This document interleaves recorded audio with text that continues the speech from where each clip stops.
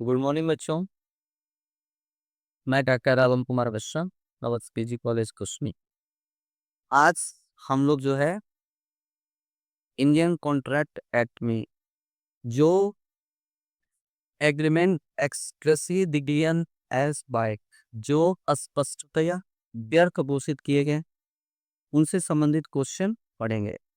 ये कई किताबों में अलग अलग चैप्टर में दिए गए होते हैं, कई जगह इकट्ठे आपके लिए जो है जितने भी स्पष्ट रूप से डिक्लेयर, यानी कि अगर इस तरह का एग्रीमेंट किया जाएगा तो उसमें कुछ सोचना ही नहीं।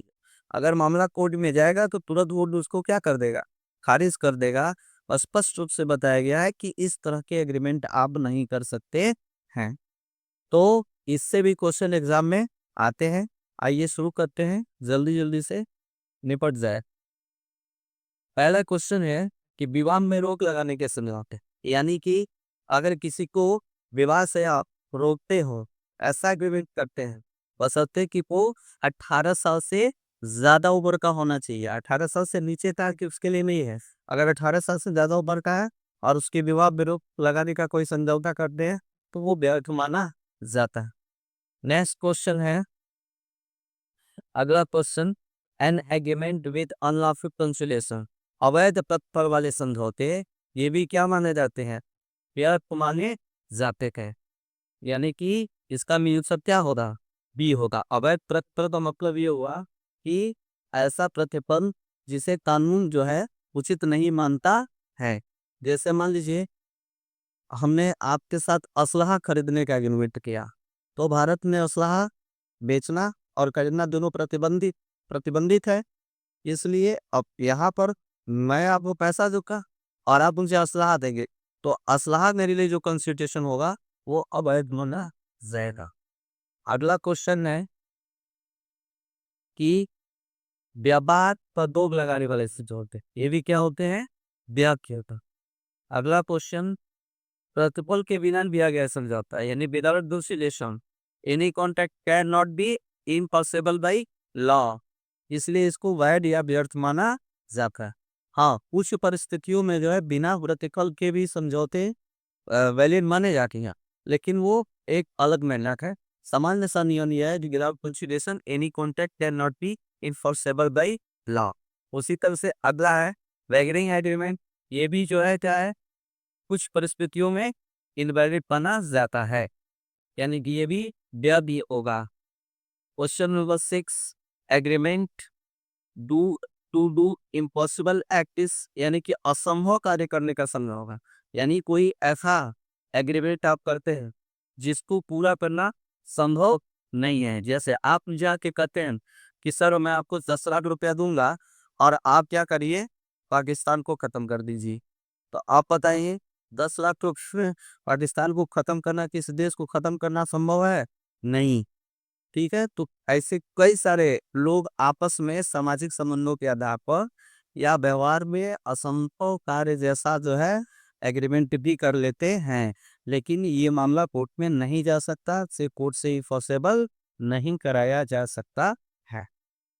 अब भारत जो है ये तमाम युवा बॉलीवुड को देख करके, फिल्मों को देख करके अपने काम करते। अब उसमें जो है जो गाने होते हैं उन गानों में बहुत सारे असंभव प्रवृत्ति की बातें कही गई होती हैं। हीरो हीरोइन से कहता है, जैसे एग्जाम्पल के तौर पे हीरो कहता है हीरो से कि तू जो कह दे दो चार तारों को तोड़ लाऊंगा मैं। आप बताइए अगर वो एग्रीमेंट कर ले हीरोइन, तो फिर वो हीरो कैसे चार तारों को तोड़ के लाएगा।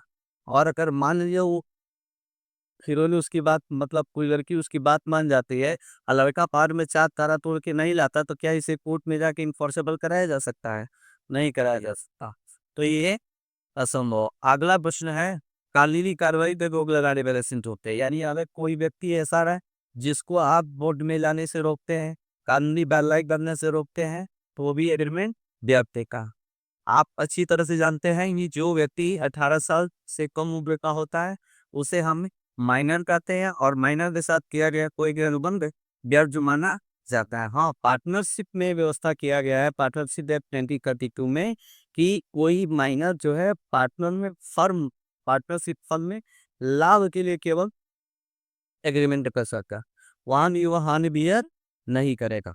हाँ, लेकिन कोई व्यक्ति जो है अगर माइनर के साथ एग्रीमेंट करता भी है तो माइनर एजेंट के रूप में कार्य कर सकता है। और आप जानते हैं कि जो एजेंट होता है वो एजेंट अपने प्रिंसिपल या मालिक के प्रति जिम्मेदार होता है, यानी कि एजेंट के द्वारा किया गया कोई भी कार्य चाहे वो अच्छा हो या खराब, उस सभी की जिम्मेदारी किसकी होती है? प्रिंसिपल की होती है। प्रिंसिपल मतलब ओनर, जिसने उस व्यक्ति को एजेंट नियुक्त किया है। सामान्य दिया गया है कि माइनर के साथ दिया गया एग्रीमेंट जो है इनफोर्सेबल नहीं हो सकता है, इसलिए वो क्या है? डेफ। अगला प्रश्न है अस्पष्ट अर्थ वाला समझौता, यानी कोई ऐसे समझौता किया है जिसका अर्थ जो है स्पष्ट नहीं है, तो फिर वो भी क्या माना जाएगा?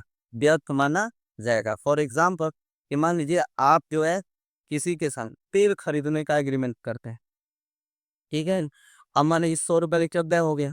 अब आप जो समझ रहे हो कुछ, जो तेल कई प्रकार का होता है, मिट्टी का तेल होता है, पेट्रोल होता है, डीजल होता है, सर में लगाने वाला होता है, माँ बउआ तेल होता है, बहुत ज़्यादा तेल होता है। तो किस प्रकार का तेल, ये स्पष्ट नहीं हो रहा है कि ये एग्रीमेंट भी क्या होगा?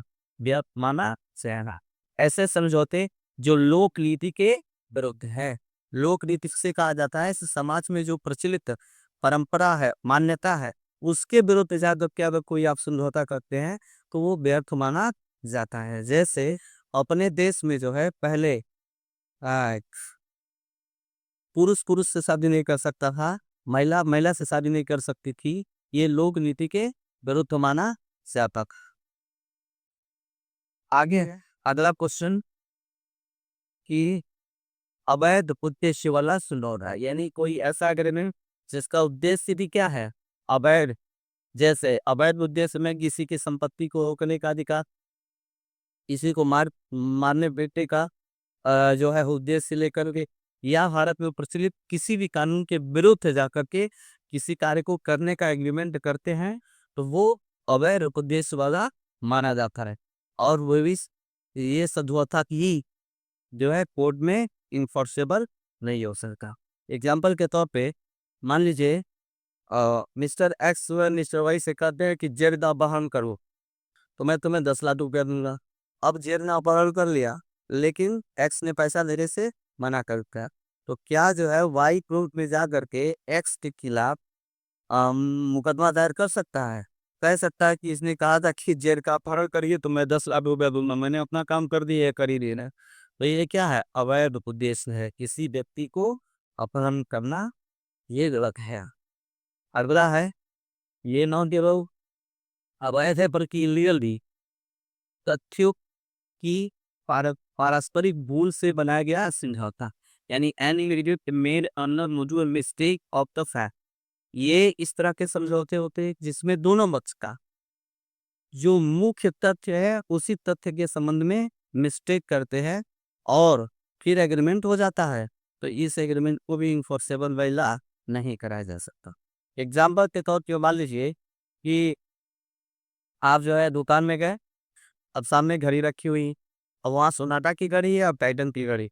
आप सोनाटा का देख पूछ रहे हो जबकि दुकानदार टाइटन का समझ खा है। तो वहाँ पर जो रेट तय होगा स्वाभाविक सी बात है बिक्री नहीं होगा। ये दुकानदार किसी और कंपनी को समझ रहा है, आप किसी और कंपनी को समझ रहे हो, तो आपके और दुकानदार के बीच में जो एग्रीमेंट होगा वो व्यर्थ माना जाएगा। नेक्स्ट क्वेश्चन है बेटा, क्वेश्चन नंबर 13, अपराध करने का समझौता। ये न केवल व्यर्थ होता है बल्कि क्या होता है?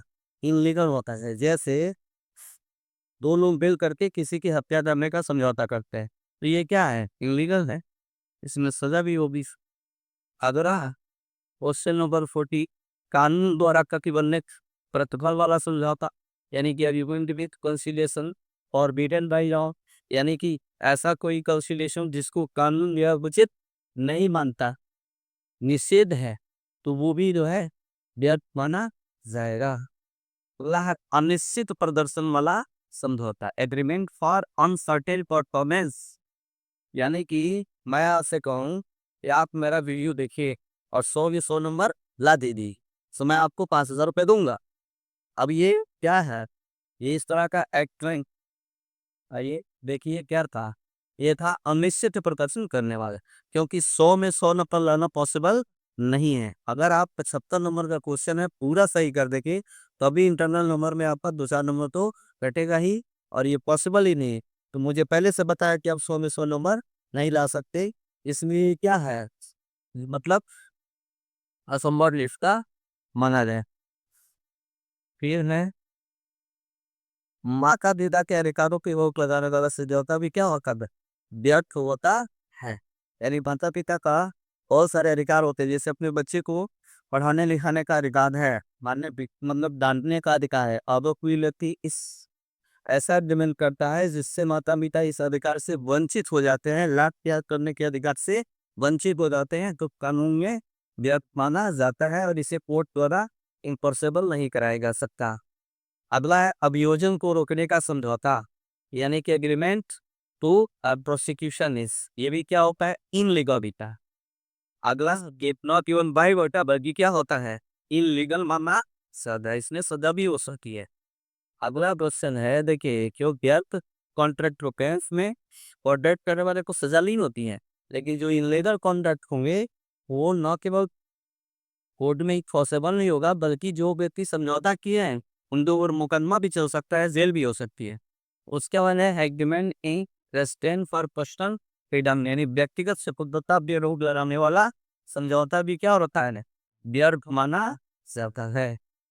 उसके बाद है जहाँ उद्देश्य अनैतिक हो वो समझौता भी, जहाँ उद्देश्य अनैतिक हो, अनैतिक जो नीति के विरुद्ध होता है उसे क्या कहते हैं, अनैतिक कहते हैं, तो वो क्या होता है, इनलीगल माना जाता है। अगला क्वेश्चन है एग्रीको धोखाधड़ी के उद्देश्य से प्यारे समझौता, ये भी क्या होता है, इनलीगल होता है। यानी आप पहले ही से तय कर लिए थे कि हमें धोखा देना है और ऐसा ये बैक कर रहे हैं, वो भी इनलीगल होगा। अगला क्वेश्चन है एक एक ठहराव जो आंशिक रूप से वैध और आंशिक रूप से अवैध, और अवैध भाग को वैध भाग से अलग नहीं किया जा सकता, तो ऐसे एग्रीमेंट का क्या परिणाम, यानी कि आपने कॉन्ट्रैक्ट किया लेकिन उसका सिर्फ कुछ हिस्सा वैध है और कुछ हिस्सा इनलीगल, ठीक है। जैसे एग्जाम्पल के तौर पे मान लीजिए कोई व्यक्ति जो है, ऐसा व्यक्ति है जो मतलब चोर गाड़ी अपहरण करना चाहता है, तो इसके जो किसी व्यक्ति से जाकर के किराए पे गाड़ी लेता है और उस व्यक्ति को बताता नहीं है कि मैं इस गाड़ी का यूज अपहरण में करूँ, तो गाड़ी का किया गया कॉन्ट्रैक्ट तो वैलिड है, लेकिन अपहरण क्या है, इनवैलिड। अब जो है उसी गाड़ी से अपहरण हुआ है, तो इस कॉन्ट्रैक्ट में गाड़ी को अलग और अपहरण वाले केस को अलग करके नहीं देखा जा सकता।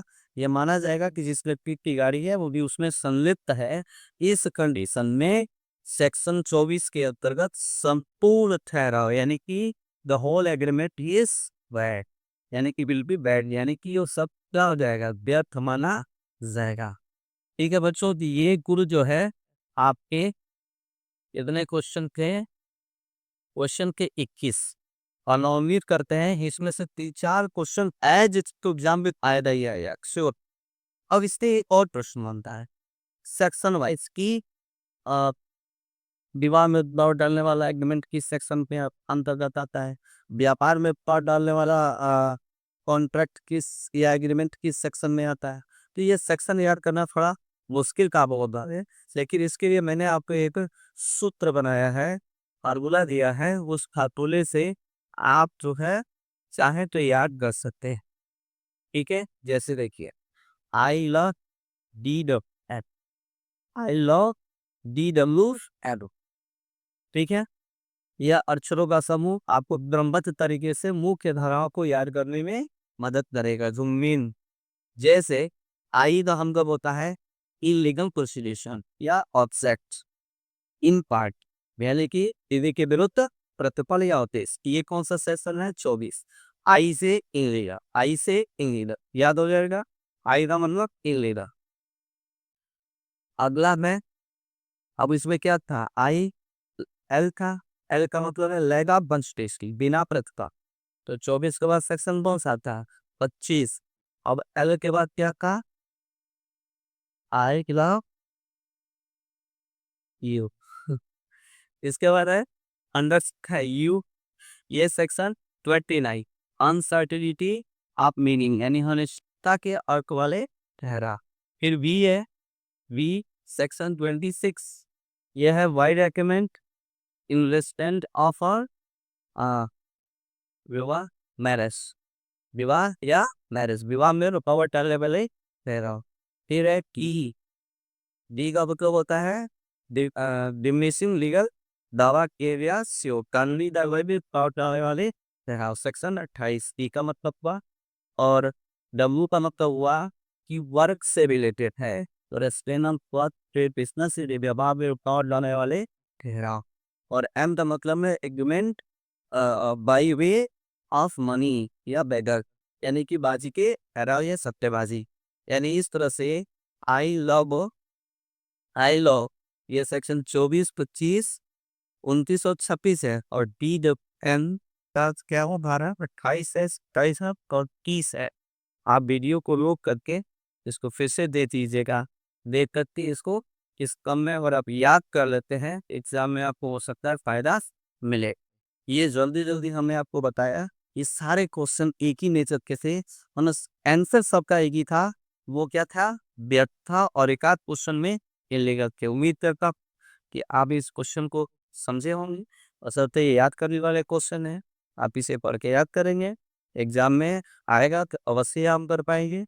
आपने यहाँ तक वीडियो देखा, हमें लगता है आपको पसंद आया होगा, इसलिए चैनल को सब्सक्राइब करिए। अन्य जो है आपके जो क्लास के बच्चे हैं, अन्य स्कूलों के बच्चे हैं, अन्य यूनिवर्सिटियों के बच्चे हैं, ये सब जगह पढ़ाया जाता है, आप उसे चैनल सब्सक्राइब कराइए ताकि आपको समय से वीडियो मिल सके। बहुत बहुत धन्यवाद।